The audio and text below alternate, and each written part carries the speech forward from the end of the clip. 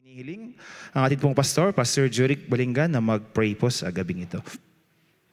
Hallelujah. Lord, maraming salamat sa iyong presensya sa oras na ito, sa lugar na ito. Salamat sa iyong pagyakap sa bawat isa, O Lord God, at nabasa na po ang iyong mga salita.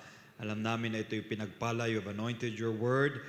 Open our hearts and our mind, O Lord Jesus, that we will receive it, what you want us to receive tonight. Pagpalain mo ang taong gagamitin mo ngayon, Brother Joshua, na magbigay ng mga salita. Let your anointing flow upon him. Hallelujah. At ang iyong presensya, ang siyang kumilos sa bawat isa sa amin. Alam namin, Panginoon, na dakilang yung plano sa bawat isa sa amin sa gabing ito. And we are excited, God. We thank you so much and we give you all the glory and honor and praise. In Jesus' name. Amen. So you may take your seat po, mga kapatid. At muli, I thank the Lord Jesus for this opportunity through our pastors. At muli, salamat din sa bawat isa na narito. At once again, good evening sa bawat isa. And last Wednesday Bible study ay natalakay po ng ating pastor ang pursuit of wisdom. The pursuit of wisdom. And this lesson ay continuation niya po, and it talks about the will naman. Ang atin pong susunod na lesson this Wednesday ay may pamagat na nagsabing the will or the will of God. And so understanding and living in His purpose. As we continue pursuing wisdom, kasama na po doon na pinupursu po natin ang kalooban ng Panginoon. Amen po? So in our pursuit of wisdom, in our pursuit of godly wisdom, godly knowledge, godly understanding, revelation of truth, the whole truth, ay andoon po nakasama po dapat doon ang kalooban ng Diyos na atin din pong pinupursue. Amen po ba? Amen. At bilang anak ng Diyos, we also have our own will. Tama po? Meron din po tayong choices na ginagawa sa buhay. Tama po ba, mga kapatid? So, ginawa po tayo ng Panginoon a free moral agent. Ibig sabihin, we have the capacity or the ability to choose. May options po tayong tinitignan. Amen po? So, but, ang sabi ng Panginoon, our own will must be surrendered to Him. In order for God to have control on us, mga kapatid. So, hindi po tayo robot na kukontrolin, but God, it is God who will guide us, who will lead us. We still have the choices, we still have those options, but yun nga ang gusto ng Panginoon, He should have the control. Ibig sabihin, sumusunod po tayo sa Kanya. Not just out of fear, but out of love, out of obedience, out of faith, mga kapatid. Ang sabi po sa Philippians 2:13 ay sa Tagalog po, basahin ko na lang po sa Tagalog, sapagkat ang Diyos ang kumikilos sa inyo upang inyong naisin at isagawa ang kanyang kalooban. So this was spoken to the Philippian church or the Philippian saints na sapagkat ang Diyos ang kumikilos sa inyo. So yung kalooban ng Panginoon bilang anak ng Diyos, matik na dapat na ito po ang ating isinasagawa at laging nasa isip. Tama po ba? So sa mga hindi pa po tumanggap sa regalo at kaloob ng ating Panginoong Hesukristo, ay hinahanap pa nila ang kalooban ng Panginoon. Masking sa atin pa rin naman po, mga kapatid, na tumanggap na alam na natin yung kalooban ng Panginoon, pero yung kabuuan ng kanyang kalooban ay patuloy pa rin po nating hinahanap at ninanais na masunod. Amen po? Amen. So what is the will of God? Sa atin pong next slide. So what is the will of God? Ayan, so malaki naman po. So the will of God is His sovereign plan. When we say sovereign plan, siya lamang. Sa kanyang kapangyarihan, moral commands, and personal purpose for believers' lives, and is primarily centered on salvation through Jesus Christ, sanctification, and gratitude as revealed in the scriptures and spiritual discernment. So the will of God is His sovereign plan, the moral commands, and the personal purpose He has for us mga kapatid. And so, speaking of the will of God, next slide. God's will is not a restriction.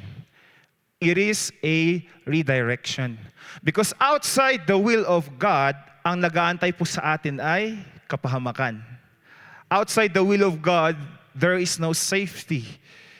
There is no security. There is no provision. Meron man siguro sa ating sariling isip, sinasabi natin, may provision, but it's not true provision. It's not everlasting provision. But when we are in the will of God, we are being redirected into what? His will. Into much better, way. Much better future, mga kapatid. So God's will is not a restriction. Hindi po, porket sinasabing sundin natin ang will ng Panginoon ay, yun nga, magiging robot na tayo. No.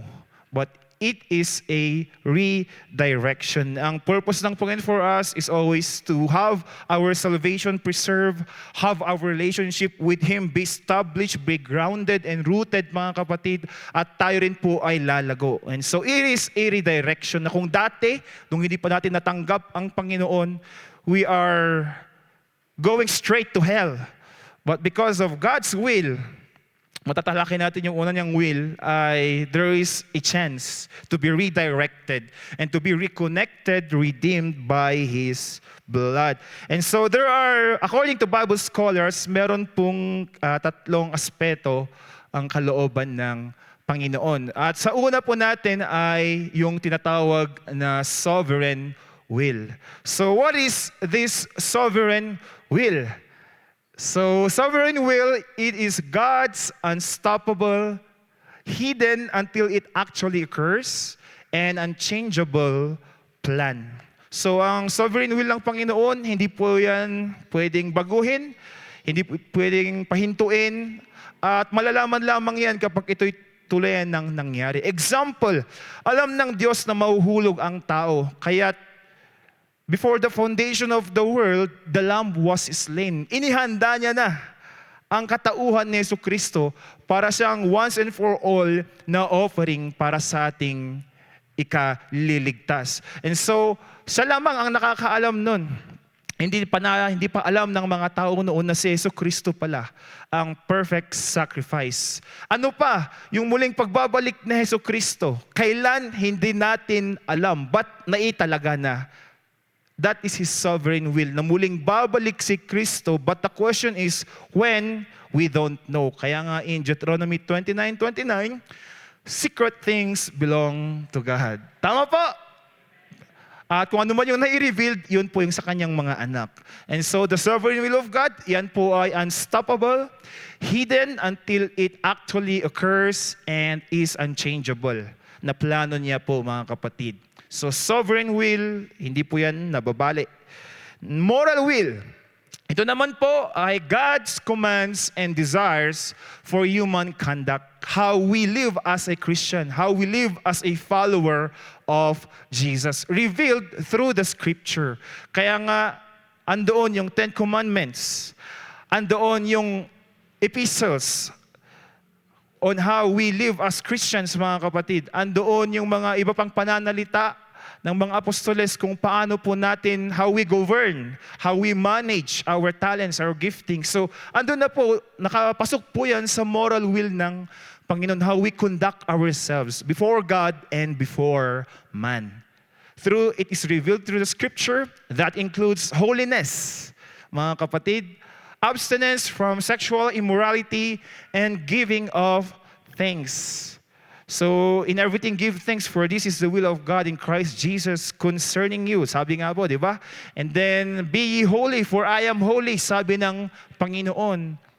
So, mga kapatid, that is the moral will of God for us Christians. At maging sa mga hindi pa po tumanggap kay Kristo, yan din po ang moral will ng Panginoon, hindi lamang po para sa atin. Pero dapat na sa atin na tumanggap kay Kristo, evident po dapat ang holiness, ang sexual purity, and yung patuloy po nating pagbibigay ng pasasalamat sa ating Panginoon. Papuri at pagsamba sa Kanya. Amen po. Kaya when we have the opportunity to praise Him, let's praise Him 100%. Sabi pa nga ng iba, let's praise Him and worship Him 101% or 200%. Bakit? Dahil yan po, hindi lamang nasa salita ng Panginoon po, but that is His moral will for us. Amen? And then also we have the third one, that is the individual or personal will of God sa buhay ng bawat isa po sa atin. God's specific plan for each person's life, which can be discovered through seeking Him, through prayer and obedience. Ito naman po, when we have our plans, pero kung tayo po ay humihingi ng personal na kalooban ng Diyos sa Kanya, di ba tayo po ay nananalangin? At may sagot ang Panginoon, either yes, no, or wait. And so there is always a personal will of God in us. Yung purpose niya, specific purpose niya sa bawat isa. At yung individual will ng Panginoon, matatagpuan po natin kung tayo po ay patuloy na lalapit sa ating Panginoon, patuloy na mananalangin when we make our personal decisions, our choices. There is the individual will of God na evident sa bawat isa, and through also obedience. Kung patuloy po tayong sumusunod sa Panginoon, andyan pa rin po ang patuloy na will ng Panginoon sa atin, yung purpose niya. And along with His purpose is His favor and blessing. Amen po? Kaya nga sa mga nagpe-pray na magkaroon ng trabaho, when you have fervently prayed, you seek counsel to our pastor, to your leader, at patuloy pa rin nag-pray, and you continue doing your thing as a leader or as a member of the church, as a part of the body of Christ. Di ba, dumarating yung pabor. May times na hindi sinagot yung prayer mo dahil may mas maganda pala na naka-ready ang Panginoon sa iyo. So that is His individual will, mga kapatid, sa bawat isa. And so that's the three aspects of the will of God according to Bible scholars. At evident naman po yan sa Bible, mga kapatid. Also, living in God's will, ano kayang meron sa pamumuhay, sa kalooban, or habang tayo namumuhay sa kalooban ng Panginoon. Ayan na po ang primary, sabi nga natin kanina sa description ng will of God, there is salvation. The primary will of God is that all people come to know Jesus Christ. And as we read on John 6:40, ang sabi po doon, and this is the will of Him that sent me. Ano po ang will niya? That everyone which seeth the Son and believeth on Him may have everlasting life, and I will raise him up at the last day. So yan po ang will ng Panginoon. At ano po ang will niya sa atin when it comes to salvation? That we would work out our own salvation. So hindi po tayo once saved, always save. So we don't believe that doctrine. Ang salvation po, kahit na tinanggap na po natin ang kaligtasan, ang kaloob ng Panginoon, there is still a possibility that the enemy will take it away from us. Kaya nga, sa atin, when it comes to living in God's will concerning salvation, we need to work out our own salvation on a daily basis. On a daily basis. Hindi lamang po tuwing Sunday or Wednesday or Friday sa mga youth, Saturday sa mga tatay or nanay, na tayo po ay nagpapanatiling banal or namumuhay ng may kabanalan. Amen po? Praise God. So that is living in God's will concerning salvation. Number 2, sanctification and holiness, mga kapatid. God desires believers to live a sanctified life, distinct from the patterns of the world. Ang kalooban ng Panginoon, habang tayo lumalakad doon, ay patuloy pa rin po tayo magkaroon ng kabanalan, patuloy na malinis, mga kapatid. Patuloy mga kapatid na worthy sa harapan ng ating Panginoon. In 1 Thessalonians 4 verse 3, actually buong chapter yan, but I pick out 3 and 7, sabi dito, for this is the will of God, even your sanctification, that ye should abstain from fornication. And then in verse 7, for God hath not called us unto uncleanness, but unto holiness. Once again, that's the will of God, mga kapatid, sa atin. At we need to take it seriously. Dahil kung babalikan natin, ano yung number one? Salvation. It's still related to our salvation. Babalik at babalik pa rin sa unang will ng Panginoon na tayo dapat ay ligtas at manatiling ligtas, mga kapatid. Number 3, I surrender. Mga kapatid, when we talk about the will of God, it includes our total surrender. Living in the will of God requires presenting oneself as a living sacrifice and not conforming to worldly standards. Ito po yung challenge, mga kapatid, mahirap na challenge din sa bawat isa. How to surrender our own will to God. How to surrender our ego to God. How to surrender everything to God. Maalala ko kung dito po tayo nabautismuhan sa church na ito, ay alam natin na before we are being baptized or habang tayo binabautismuhan na, di ba? I surrender all. Yung inaawit ng mga witnesses.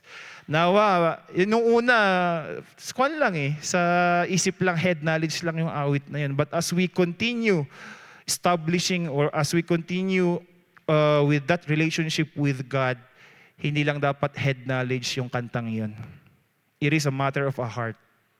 It is a matter of the heart, mga kapatid, na yung surrender all talaga, completely.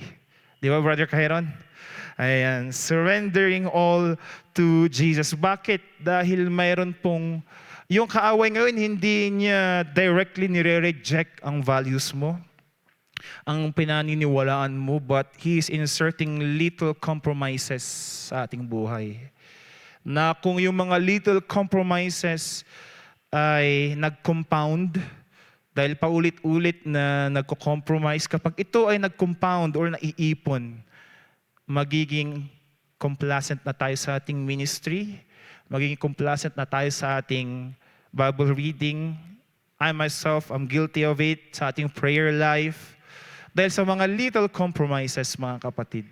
Ang kaaway hindi yan biglang sasalungat sa mga ginagawa mo sa kalooban ng Panginoon. But sa ating pag-aaral, sa school, sa ating trabaho, pag-work sa trabaho, sa mga may trabaho, sa negosyo, sa mga may negosyo, merong tinatawag na compromise na ginagawa ang kaaway. Sublime man or pakonti-konti lang, pero pag naipon yan, mga kapatid, delikado po. Kaya in living in God's will, we must have total surrender. Dahil kung wag po nating ipagpalit, yun nga, yung little compromise, pagbabalik tayo sa number 1, sa ating kaligtasan. Okay lang yan, konti lang naman. Minsan lang naman. Hindi na po ako mag-i-specify ng instances, pero mahirap po. Kahit na masasabi natin, little or big compromise, it is still a compromise, mga kapatid. Kaya nga, little sin or big sin, it is still a sin. Little disobedience or big disobedience, it is still disobedience, mga kapatid. So we need to have no room for compromise, mga kapatid. Romans 12 verses 1 to 2 sa NIV version. Therefore, I urge you, brothers and sisters, in view of God's mercy, to offer your bodies as a living sacrifice, holy and pleasing to God. This is your true and proper worship. So, ang true and proper worship pala ay hindi lamang po pagtaas ng kamay, that's well and good, pagsigaw, pagtalon, pagtakbo, pag-ikot, pagsayaw, but ito pala, to offer our bodies as a living sacrifice. Hindi lang living sacrifice, holy and pleasing to God. Hindi holy and pleasing to man or to woman, but holy and pleasing to God. This is your true and proper worship. And also in verse 2, do not conform to the pattern of this world. Yun na yung sinasabi natin na no compromise, no room for compromise. Dahil conformity with the world is not conformity with God. Because you need to choose one master, di ba? Sabi nga in Matthew, you cannot serve two masters. So we either choose one and discard the other one. Kaya no room for compromise. Do not conform to the pattern of this world, but be transformed by the renewing of your mind. Nabanggit din I think 2 Wednesdays ago, or yung topic ni Ma'am Joy about the mind, the renewed mind. Naalala niyo yun? The transformed mind, the new mind, the renewed mind. So, andito po, be ye transformed by the renewing of your mind. Then you will be able to test and approve what God's will is. His good, pleasing, and perfect will. So we need to have total surrender to God. Number 4, mga kapatid. Next po ay when it comes to living in the will of God, there is always daily dependence. Dapat patuloy po tayong laging sumandal sa Panginoon. Huwag po nating sasabihin, I can do something on my own without God. No po mga kapatid. This day, ako lang. Lord, diyan ka lang muna sa tabi. Ako lang muna. No, we cannot say that to God. Lord, hayaan mo lang ako, manood ka lang. No, mga kapatid. Daily, we need to have daily dependence to God. Seeking God's guidance for daily decisions. Kung meron po tayong mga gagawin sa mga ginagawa natin sa bawat araw, andoon, let's always start the day with prayer. Para kung tayo po'y gagawa ng decision sa araw na yan, gagawa ng mga dapat nating gagawin, still we are in the will of God. Seeking God's guidance for daily decisions, from relationships to purpose. If you want to establish relationships, kung gusto mong gumawa ng connection hindi lang connection to God and connection to people, pray. Dahil hindi basta-basta rin na you are connected to somebody who is not approved of God. Be ye not unequally yoked together, di ba? Sabi mga kapatid, with unbelievers. It's good to share the gospel. It's good to have relationships. But in making relationships, in making connections to people na hindi pa tumanggap, maski nga sa mga tumanggap na, ay kailangan pa rin po natin ang kalooban ng Panginoon, ang direction ng Panginoon. Dahil it still involves our salvation. Yung purpose natin, from relationships to purpose, mga plan, kasama na dyan yung personal plans natin, kailangan po nating isik ang guidance ng Panginoon rather than acting in self-will or rather than acting on our own. So wag po nating sabihin na it's all up here. Sa mga nag-aaral sa UB, yan ata yung catalog ng UB, it's all up here. Tama ba? Sa mga nasa UC, yes, you can. But yes, we can through God. Mga kapatid. And yung andito man sana sa isipan natin, the mind of Christ. 2 Timothy 3:16-17, napakaganda po ng verse din na yan. All scripture is given by inspiration of God and is profitable. Wala pong pagkatalo.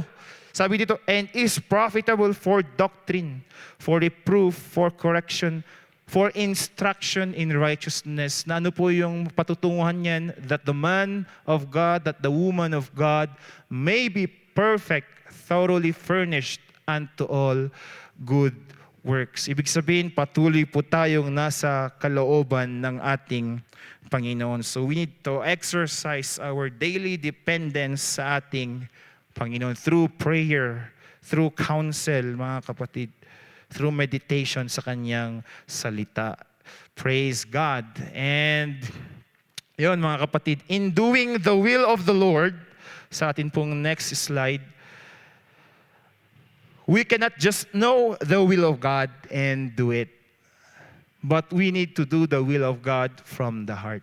Ito naman po mga kapatid, okay na alam natin ang kalooban ng Panginoon sa atin. Maganda, andyan ang Biblia, andyan ang salita ng Panginoon, andyan ang salita ng ating pastor, ng mga leaders po natin.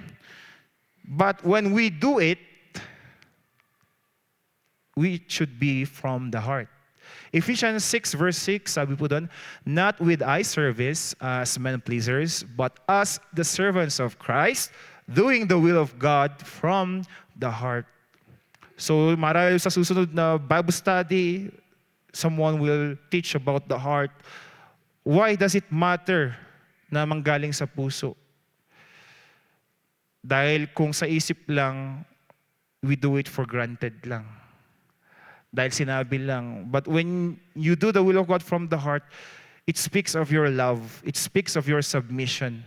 It speaks of your total obedience. Yung gusto mo talaga na gawin ang kalooban ng Panginoon. Kaya nga binigyan tayo ni Pablo ng salita that doing the will of God should be from the heart. Amen? Dahil talagang kapag mula sa puso, taos-puso mong ginawa ang bagay, you have joy. Kaya nga sa verse natin, I delight to do thy will. Nasa level na yung writer ng Psalm 40 na mahal niya ang kalooban ng Panginoon. Marahil sa una, nung tayo baguhan pa lamang, we do things because may nagsabi. We do things because inutusan tayo. But as we go deeper in our relationship with God, hindi na lamang yung sumusunod lang tayo, but we obey out of love. Kaya nabanggit sa Psalm 40 verse 8 sa una nating bersikulo, I delight to do thy will. Ako'y nagagalak na gawin ang iyong kalooban because anon nga na yung puso, ay yung salita ng Diyos nasa kanyang puso.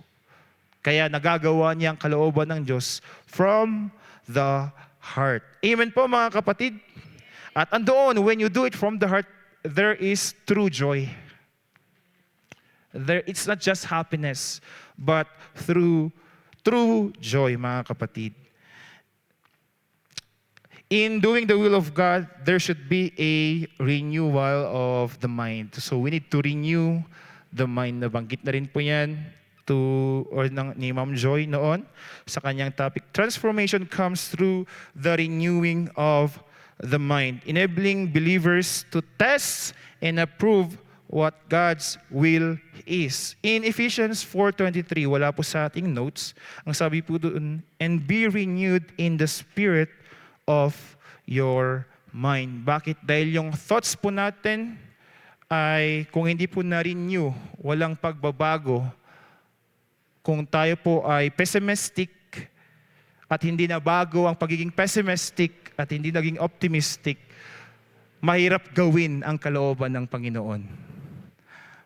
Kung may character tayo or pagkatao tayo na matampuhin, pag hindi na-renew ang mind natin, mahirap gawin ang Panginoon, gawin ang kalooban ng Panginoon na may tampu pa rin tayo sa ating isipan, sa ating kalooban.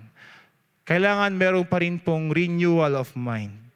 Hindi na new mind dahil naligtas na tayo, but as believers, we need to have our mind renewed so that there will always be a transformation. Study the Word. So God's will is revealed in His Word, which teaches His character and desires. In doing the will of God, paano mo mahahanapan ang kalooban ng Diyos? Study the Word. So God's will is revealed in His Word. Kaya nga in 2 Timothy 2:15, kung ma-quote nyo, study to shew thyself approved unto God, a workman that needeth not to be ashamed, rightly dividing the word of truth. Sana dumating din po tayo sa ganoong level. Hindi lamang po pastors or ministers, mga estudyante ang kayang mag-divide rightly ng salita ng Panginoon. Dapat lahat ng kanyang anak. Hindi sinabi doon na para lamang sa mga tinawag ng Diyos ang pag-aaral ng salita ng Panginoon. No. Para sa lahat po ng nananampalataya sa ating Panginoon. Hindi lamang po para sa mga tinawag na mangaral, tinawag na maging evangelista, tinawag na tagapagturo, pero para sa lahat po yan mga kapatid. Amen po. Na dapat tayo po ay mas lumalago pa po sa ating pagkaunawa sa salita ng Panginoon, sa ating pong pagkakaalam, sa salita ng Panginoon, sa tinatayuan po nating pananampalataya. Na kung tayo man po ay susubukin ng mundo, ng kaaway, we can stand on the truth without shyness, without a doubt, or with boldness na sasabihin natin sa mukha ng kaaway, this is the word of the Lord. Amen? Dahil gagamit din ng kaaway ng salita ng Panginoon, yun lang, may dagdag, may bawas, may misinterpretation, may misrepresentation. Kung hindi po natin alam ang buong katotohanan because hindi tayo nag-aaral, we will be deceived. May possibility na tayo po ay mahulog at muli mawala sa kalooban ng Panginoon. Kaya yun po, we need to study the Word for us to stay in the will of God and for us to continue do the will of God. Number 3, walk in obedience. Even if the perfect will is hard to discern, obeying known commands ensures one stays within God's good and acceptable path. So, yun po, continue walking in obedience. Sa personal will ng Panginoon sa atin, we have discouragements, we have mga failures, kabiguan, but in doing the will of God, continue walking in obedience. Sabi po sa 2 John 1:6, and this is love, that we walk after His commandments. This is the commandment that, as ye have heard from the beginning, ye should walk in it. Patuloy po tayong maging faithful sa ating ministry, kahit na yung panalangin pa natin years ago ay hindi pa nasasagot. Continue obeying our leaders, our pastors, continue standing on the truth kahit meron ka pang plano na hindi pa nangyayari dahil andun po na ang kalooban pa rin ng Panginoon ang dapat na mangyari sa bawat isa. Amen po? Praise God. Now, ito po mga kapatid, punta naman po tayo. What to do when we have questions or when we doubt His Word? When we have questions na ito ba talaga ang kalooban ng Panginoon sa aking buhay, sa aking pamilya, sa aking pag-aaral, trabaho, negosyo, or bilang isang anak ng Diyos, ito ba talaga ang kalooban ng Panginoon? So what to do when we have questions or when we doubt His Word? Number 1, bring your honest questions to God and cry out for help. God already knows everything. So honesty is about alignment, not informing Him. Yun po, maging open tayo sa Panginoon, maging honest tayo sa Panginoon. Kung tayo na ay parang nawawalan na ng pananampalataya or meron na tayong pagdadalawang isip, ito ba talaga ang kagustuhan ng Panginoon sa akin? Bakit yung isang pamilya pinagpapala ako, hindi pa rin? Yung isang kapatid, ando na palaging may pabor, laging may testimony, pag-Wednesday, pero ako wala pa rin. Bring your honest questions to God. Hindi po, let us reason together, sabi nga ng Panginoon. Huwag mo lang sisihin ang Panginoon sa mga bagay na nangyayari sa buhay po natin. We can bring questions to God, our honest questions, our whys, ang mga bakit po natin, but don't get to the point na sisisihin po natin ang Panginoon. So, honesty is about alignment. Surrender. The Lord, hindi ko man alam ang kalooban mo, but I surrender. This is my honest take on the matter na parang nagdududa na ako, but Lord, I'm aligning myself to your will. This is my question. Alam ng Panginoon yan, but it is about alignment. Your honesty is about alignment to His will. Pero maganda pa rin na sabihin mo sa Panginoon, dahil in Psalm 107 verse 28, then they cry unto the Lord in their trouble, and He bringeth them out of their distresses. Amen po? Praise God. Let's go to number 2. Confess our need for His control. Dito po, often questioning stems from a desire to control outcomes. Normal po sa atin na pag tayo nagplano, we desire for a good outcome. Diba? Gusto natin na dapat ganito ang maging kahihinatnan, ang maging resulta ng bagay na ito. Pero kung sa mga panahon na hindi nangyayari yung mga bagay na yan, we need to acknowledge this to God, na siya lamang, na siya ang humawak ng result. Confess our need for His control. Acknowledge this to God and ask for the strength to surrender your plans to His. So let God bring the result. Diba? God will bring the increase. May nagtanim, may nagdilig, pero ang Diyos ang magbibigay ng increase. So diba, talagang normal sa atin that we desire or we desire to control the outcome.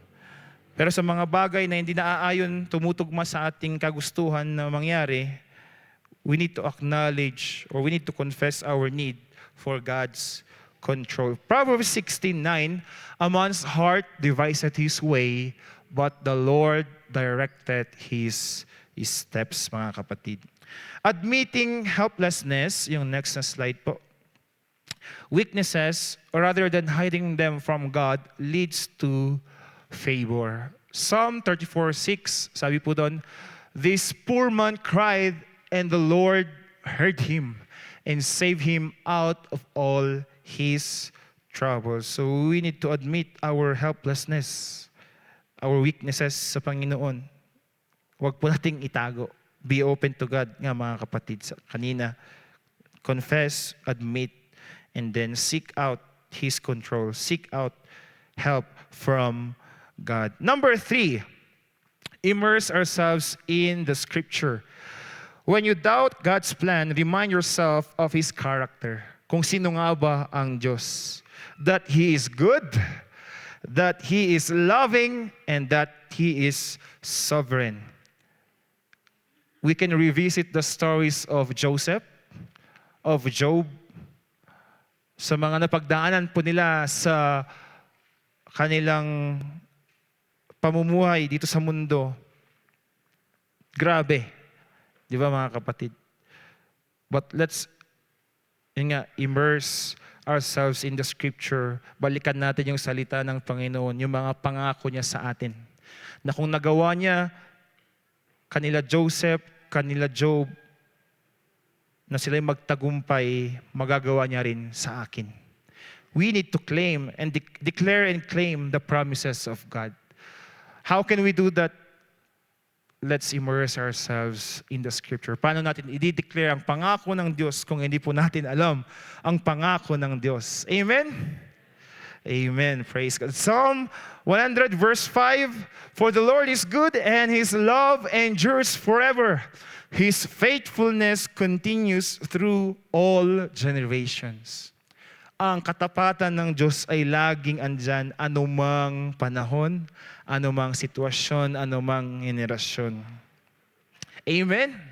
Praise God. That is God's faithfulness. It continues through all generations. Praise God. In Joshua 1:8, this book of the law shall not depart out of thy mouth, but thou shalt meditate therein day and night, that thou mayest observe to do according to all that is written therein. For then thou shalt make thy way prosperous, and then thou shalt have good success. So the key to a prosperous life, the key to have not just a success, but good success, is what? The Word of God. When we meditate, when we immerse ourselves in the Scripture. Hindi lamang po para sa mga Bible school students or sa mga Bible quizzers, but sa lahat ng anak ng Diyos. Amen?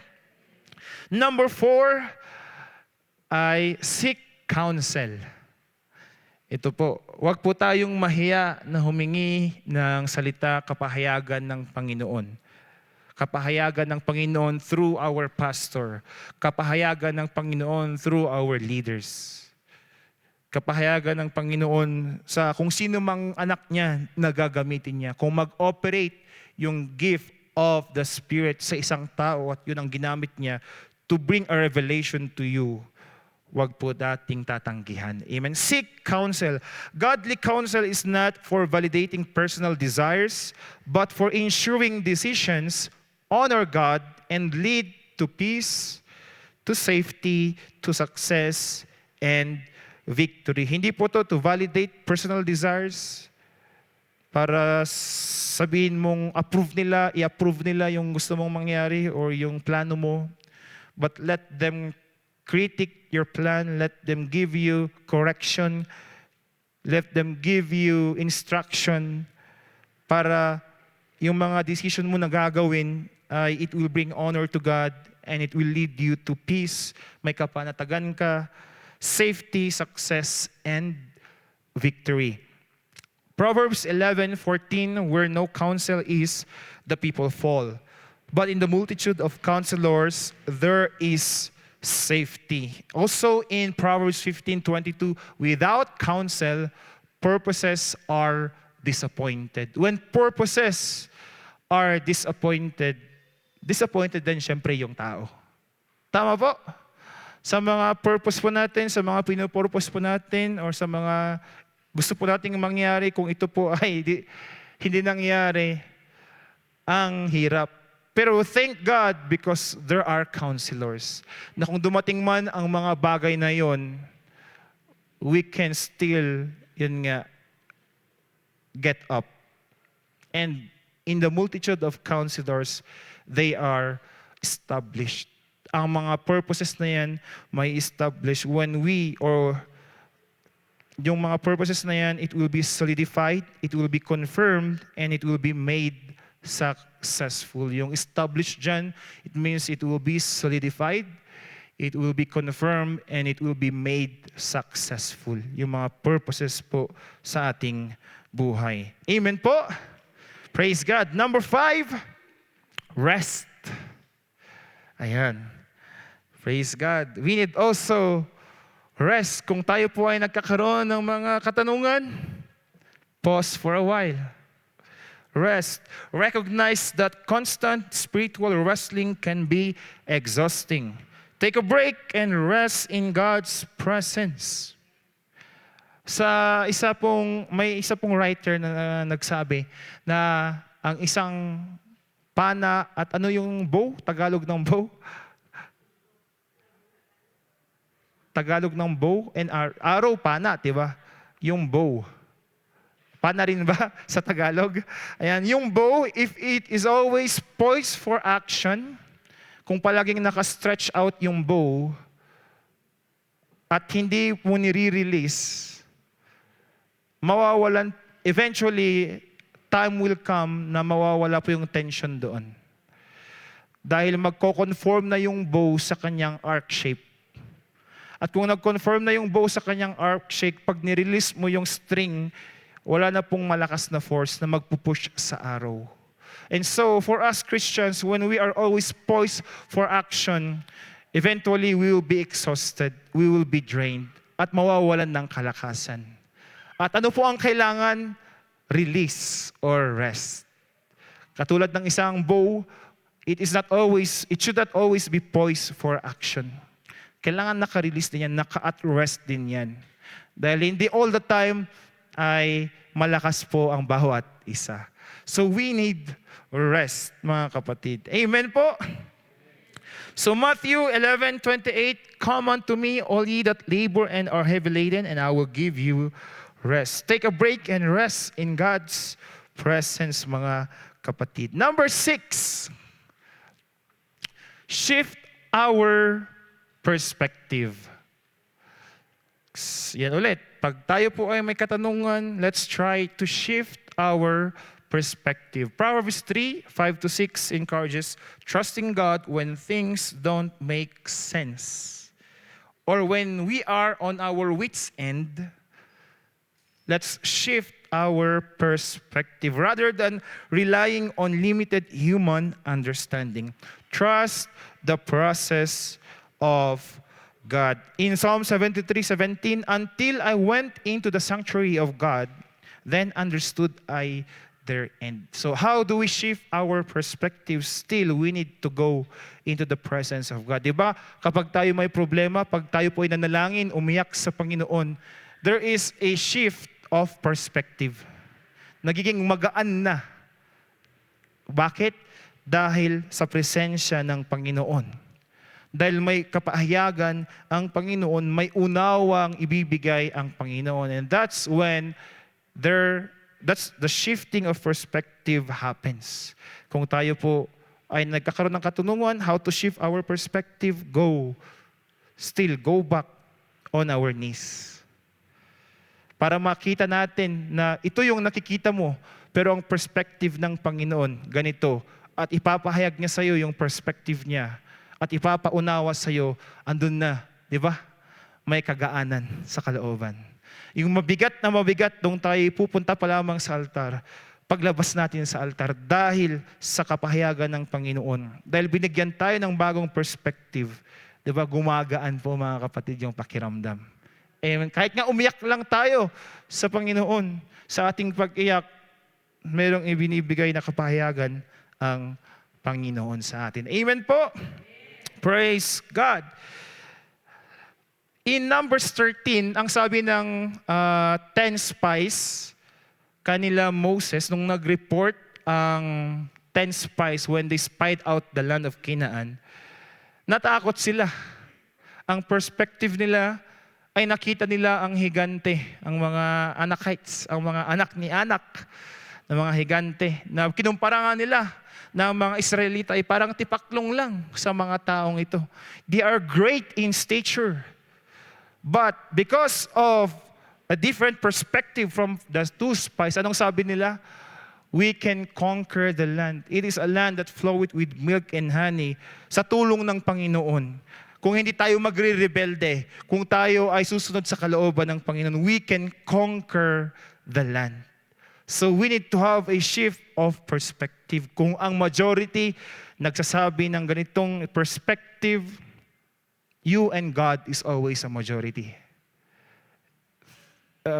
Take it from the perspective of God. Dahil kung hindi po sa perspective ng Panginoon, talunan po talaga tayo. But if we take it from the perspective of God, kaya nga binanggit nung dalawa, sa tulong ng Panginoon, alam nila na andoon pa rin ang tulong ng Panginoon. Basta, wag lang silang magrebelde. Wag lang silang sumuway sa utos ng Panginoon. They will conquer the land. And so, mahalaga po yan, how we look at things. Kung sa ating personal na paningin, ang nakikita natin giants, pero sa mata ng Panginoon, sila ang tunay na tipaklong. At kung kasama mo ang Panginoon, assured po tayo mga kapatid. Amen? We are assured of victory. Kaya sa ating pong pagdududa, nawawala ang pagdududa kung tayo po ay tumitingin mula sa perspective ng Panginoon. Amen po? Next, number 7. Remember God's goodness. Alalahanin, di ba yung awit, kay buting alalahanin ang ginawa ng Diyos. Joshua 21:45, not one of all the Lord's good promises to Israel failed. Everyone was fulfilled. Kaya kung tayo na panghihinaan, alalahanin natin ang kabutihan ng Diyos, ang katapatan ng Diyos sa ating buhay. At yun po ang magiging kalakasan po natin. Because when we remember God's goodness, it fights doubt. Wala po sa notes natin yan. Next slide po. It fights doubt. Forgetting God's goodness fuels worry. Dahil kung hindi po natin inaalala ang kabutihan ng Diyos, ang namamagnify po ay worry. But remembering it builds faith and peace. Because He is the same God. Nagawa niya to. He did it before, and I believe He will do it again. So it builds faith and peace as seen in the Israelites' journey from Egypt unto the promised land. What else? It provides hope. Remembering God's goodness, remembering His word, it provides hope. Dwelling on past faithfulness provides hope in current struggles, assuring you He will see you through. Yun nga, if He did it before, He will surely do it again, and He will do it, mga kapatid. Number 3, it anchors identity. It reminds you who God is and your identity as His child. Keeping focus off yourself and onto Him. So doon po, napapaalalan tayo that we are the King of Kings child. We are the Lord of Lords child. We are a royalty, a royal priesthood, a holy nation. So kapag tayo ay dinadaon ng kaaway, let Him remind Him of our identity. When we remember God, His goodness, His faithfulness, it anchors who we are. Amen? And then it motivates action. So when we remember God's goodness, it doesn't mean to say we need to stay idle. Though the Word of God says, be still and know that He is God. It doesn't mean naman na wala na tayong gagawin. Ibig sabihin, we need to depend on God. But there should be always an action pa rin. It inspires gratitude. Yan na yung action. It inspires gratitude and love, moving believers to act with compassion and obedience. So, ibig sabihin, as we depend on God, as we believe on His Word, continue doing His Word. Amen po? Praise God. So, malapit na po akong matapos, mga kapatid. If God brings you to it, He will bring you through it. Kung dinadala tayo ng Panginoon, ay hindi lamang po tayo dadalhin ng Panginoon, kundi He will see to it na tayo po ay yung hiramin ko yung salita ngayon, tatagos tayo. Yung lengguwahe ngayon, yung tatagos tayo sa taong ito. Ibig sabihin, magiging successful tayo sa taong ito. Dinala tayo ng Diyos sa taong ito, tatagos tayo sa taong ito. Ibig sabihin, merong victory, magiging successful ang mga plano natin according to the will of God. So if God brings you to it, He will bring you through it. Amen? Praise God, praise God. So mga kapatid, in fulfilling God's will, we have alignment. Andyan lagi na in fulfilling God's will, there is an alignment. We are always in agreement with God. We are totally surrendered to God. Understanding the will of God helps believers align their goals and actions with His divine design for their lives. In nga po, Romans 12 verse 2. And also, not just alignment, we are also anointed to impact. Living in accordance with God's purpose allows individuals to positively influence others, radiating hope, love, and faith. Kaya in the book of Acts 1:8, we are anointed to impact. And after Acts 1:8, we see the records of the apostles. We see records of the disciples acting on the will of God. Amen? Ano po yun? Witnesses of Christ. Yun po ang kalooban ng Panginoon sa atin bilang mananampalataya, primarily on salvation, pero meron pa palang katuloy. We need to be witnesses. Amen? Ang kasunod po na kalooban ng Panginoon ay huwag po nating sarilinin ang kaligtasan, but we need to be also a witness. We are anointed to impact, mga kapatid. Therefore, when we are in a season of doubt, the most important action is to remain right with God. In His Word, to remain in His Word, and to remain in His presence. As we all stand up, mga kapatid, sabi po ni Aiden Wilson Tozer, or ni A.W. Tozer, outside the will of God, there is nothing I want. And in the will of God, there is nothing I fear. Nawa, ganun din po sa atin, mga kapatid. Outside the will of God, there is nothing I want. The Lord is my shepherd, I shall not want. And in the will of God, there is nothing I fear. Though I walk through the valley of the shadow of death, I will fear no evil. Because God is with us, mga kapatid. And babalikan ko ulit. Dapat pumunta po tayo sa level na katulad ng writer ng Psalm 40 verse 8. When it concerns the will of God, that we are delighted to do His will. I delight to do Thy will, O my God. Yeah, the law is within my heart. Dahil hindi po tayo magtatagal sa kalooban ng Panginoon kung hindi po tayo delighted, hindi po tayo masaya na ginagawa ang kalooban ng ating Panginoon. Amen po ba, mga kapatid? Praise God. Dahil mahirap po. Sige po, purihin po natin ang Panginoon. Hallelujah, hallelujah, hallelujah, hallelujah, hallelujah. Praise